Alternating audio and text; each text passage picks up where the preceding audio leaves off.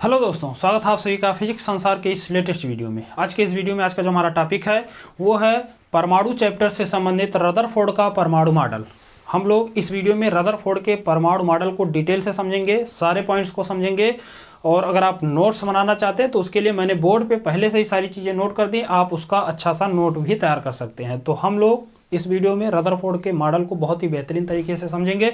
और इस मॉडल को अगर आपको अच्छे से समझना है तो आपको रदरफोर्ड का जो अल्फा कण एक्सपेरिमेंट है, प्रयोग है, वो भी आपको उसके बारे में भी मालूम होना चाहिए, क्योंकि रदरफोर्ड ने अपना मॉडल जो दिया था वो रदरफोर्ड ने अल्फा कण प्रकीर्णन एक्सपेरिमेंट के बाद ही दिया था। यानी ये एक्सपेरिमेंट अगर बात करें तो रदरफोर्ड के अल्फा कण प्रकीर्णन के प्रयोग के आधार पर ही है।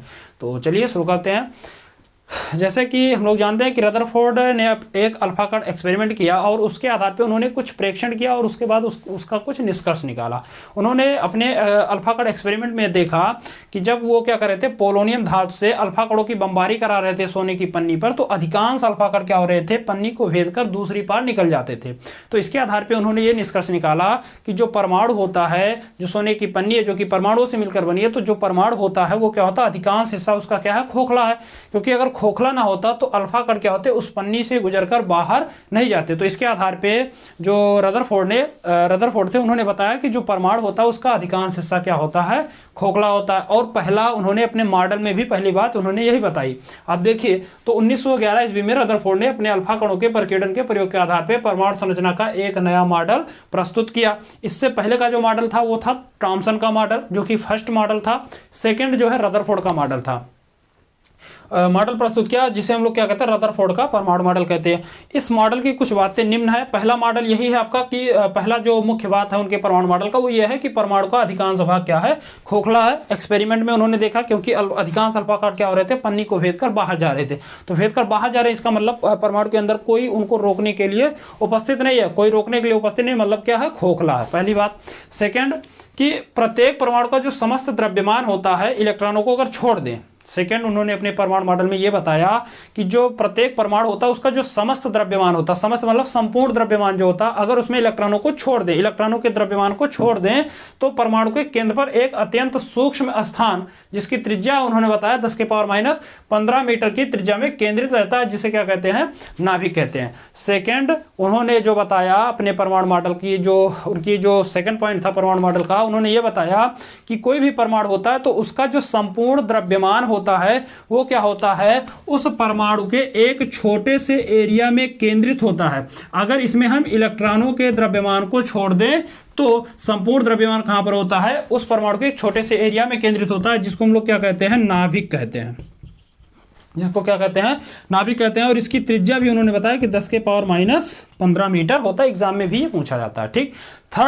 थर्ड जो महत्वपूर्ण बात है उनके मॉडल का वो ये है कि नाभिक के चारों ओर जो इलेक्ट्रॉन होते हैं, उन्होंने तीसरी बात जो बताई अपने मॉडल की वो ये बताया कि नाभिक जो होता है उसके चारों ओर जो इलेक्ट्रॉन होते हैं वो विभिन्न वृत्ताकार कक्षाओं की त्रिज्या में, विभिन्न त्रिज्याओं के वृत्ताकार कक्षाओं में क्या करते हैं, घूमते रहते हैं।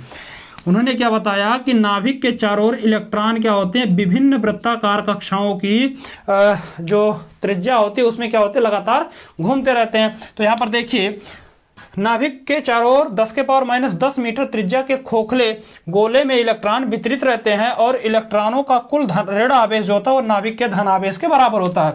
और एक चीज इन्होंने बताया, जैसा कि थॉमसन ने अपने मॉडल में बताया था कि जितना ऋण आवेश होता है उतना ही परमाणु के अंदर क्या होता है, धन आवेश होता है, क्योंकि दोनों का परिमाण क्या होता है, सेम होता है। अगर परिमाण सेम नहीं होगा तो उसके अस्थायित्व पर वो अस्थायी नहीं रहेगा। तो इस बात को इन्होंने भी माना कि जो इलेक्ट्रॉन होते हैं वो बराबर होते हैं, किसमें, नाभिक में उपस्थित जितने धन आवेश होते हैं उनके वो क्या होते हैं, बराबर होते हैं। और इलेक्ट्रॉन क्या होते हैं, नाभिक के चारों ओर विभिन्न वृत्ताकार कक्षाओं में क्या होते हैं, वितरित होते हैं, फैले रहते हैं। ठीक। फिर अगला जो मुख्य बात इन्होंने तीसरे पॉइंट में यही बताया कि नाभिक के चारों इलेक्ट्रॉन क्या होते हैं, वितरित रहते हैं, और जितना इलेक्ट्रॉन होता है उतना क्या होता है, नाभिक का धन आवेश होता है, क्योंकि इलेक्ट्रॉन क्या होते हैं, ऋण आवेश होते हैं। चौथी बात जो सबसे महत्वपूर्ण है वो यह है कि इलेक्ट्रॉन ऋणावेशित होने के कारण नाभिक के धन आवेश के आकर्षण बल के कारण नाभिक में गिर जाने चाहिए। अगर आप ये मानिए कि इलेक्ट्रॉन इसके चारों ओर स्थिर है, तो होना क्या चाहिए कि जो धन ये नाभिक होता है धन आवेश होता है, इलेक्ट्रॉन क्या होता है ऋण आवेश होता है, तो विपरीत आवेशों के बीच क्या होता है आकर्षण होता है, तो इलेक्ट्रॉन क्या होने चाहिए नाभिक में गिर जाने चाहिए, लेकिन ऐसा नहीं होता है। तो इस समस्या का निराकरण करने के लिए रदरफोर्ड ने यह परिकल्पना की, ये बताया कि जो इलेक्ट्रॉन होते हैं वो स्थिर नहीं रहते हैं।